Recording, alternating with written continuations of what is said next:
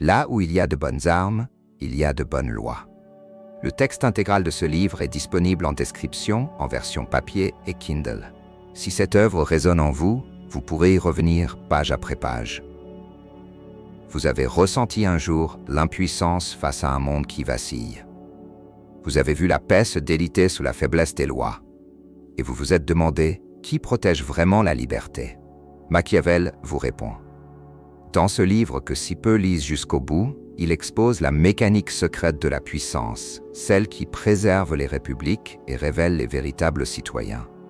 Ce que vous vous apprêtez à entendre n'est pas un simple traité de stratégie. C'est une déclaration de guerre, à la mollesse, aux illusions de paix perpétuelle, aux élites corrompues et à l'oubli des vertus républicaines. Voici L'art de la guerre de Nicolas Machiavel. L'ouvrage s'ouvre sous forme de dialogue. Un vieil homme, Fabrizio Colonna, vétéran des guerres d'Italie, s'entretient avec plusieurs citoyens florentins. Dès les premières lignes, Machiavel pose sa thèse. La guerre n'est pas un mal accidentel, mais une activité humaine fondamentale qui structure la politique, la morale et même l'histoire. Il affirme « Quiconque condamne les armes veut condamner les vertus qui les accompagnent ». À une époque où l'Italie est déchirée, soumise aux armées étrangères, Machiavel voit la perte des milices citoyennes comme la cause profonde de l'asservissement. Il attaque les mercenaires, ces hommes sans loyauté, dont la seule motivation est l'argent. Les mercenaires sont désunis, ambitieux, sans discipline, infidèles. Ils ne connaissent ni la peur de Dieu, ni la honte devant les hommes. Il dénonce aussi les armées auxiliaires, celles qu'un État emprunte à un autre. Elles sont encore plus dangereuses, car elles obéissent à un autre maître. Le cœur de sa démonstration, c'est la milice républicaine. Non pas une armée professionnelle, mais une organisation militaire où chaque citoyen s'exerce, se forme et combat pour sa patrie. Ce n'est pas seulement une question de sécurité, c'est une école de vertu. Machiavel rappelle Rome. Pas l'empire décadent, la république austère, celle où les consuls menaient les troupes, où le courage, la frugalité et la discipline formaient l'âme collective. Une république qui veut se maintenir libre doit toujours entretenir l'exercice militaire. Rome n'a pas grandi grâce à la paix.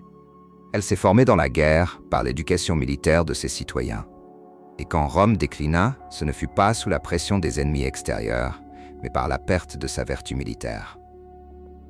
Machiavel vous montre alors une vérité que nos époques modernes ont oubliée. Un peuple armé est plus digne de confiance qu'un prince désarmé. Il renverse la peur habituelle. Ce n'est pas le peuple armé qui est un danger. C'est le peuple désarmé, infantilisé, dépendant d'un pouvoir central qui le protège comme on protège des esclaves. Là où les hommes ne sont pas accoutumés aux armes, toute liberté se perd. Et cette perte n'est pas immédiate. Elle est progressive. Elle se part des habits du confort, de la sécurité, du commerce. Mais elle ronge l'âme. Un peuple qui ne veut plus mourir pour lui-même finit par vivre pour un autre. Alors Machiavel enseigne. Il instruit ses interlocuteurs, et vous, auditeurs, dans les détails de l'art militaire. Il décrit les formations, les armes, la manière de marcher, de camper, de fortifier une ville.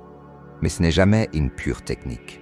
Toujours, il revient à la finalité politique et morale. L'ordre militaire est la fondation de toute chose. Les armes ne servent pas à conquérir. Elles servent à se défendre, à prévenir la corruption, à maintenir l'esprit de sacrifice. Et l'auteur insiste, le prince vertueux est celui qui ne se repose jamais. Celui qui veut le repos ne mérite pas la liberté. Dans les pages suivantes, il confronte les objections. Pourquoi les cités modernes devraient-elles s'armer alors que la paix semble assurée? Parce que la paix est toujours provisoire. Et surtout, parce que la paix sans vertu prépare la chute. Il vous met en garde, vous qui croyez à la stabilité permanente. On peut commencer la guerre quand on veut, mais on ne la finit pas de même. Puis, il prend exemple sur les cités modernes, Venise, Florence, Milan, et décrypte leur chute. Non à cause de la faiblesse économique, mais parce qu'elles ont délégué leur sécurité à des mains étrangères. Et il revient encore et encore à cette idée centrale. Une république qui n'enseigne pas les armes à ses citoyens les prépare à l'esclavage. À mesure que le dialogue avance, le ton de Fabrizio Colonna devient prophétique. Il parle de la jeunesse à qui l'on doit enseigner la guerre, non comme barbarie, mais comme discipline morale. Il évoque les festivals et jeux militaires qui doivent former les corps et les esprits. Car l'homme qui s'exerce à la guerre dans la paix n'aura pas peur de mourir pour la justice quand l'heure viendra. Il décrit une société où la liberté n'est pas un droit abstrait, mais une responsabilité armée. Et alors surgit la dernière vérité, la plus dure, la plus oubliée. Il est plus noble de mourir en homme libre que de vivre en sujet. C'est là, au seuil du silence, que se referme ce dialogue. Il ne vous laisse pas avec une recette. Il ne vous donne pas des lois immuables. Il vous demande simplement ceci. Quel type de citoyen voulez-vous être? Celui qui dépend des autres pour vivre?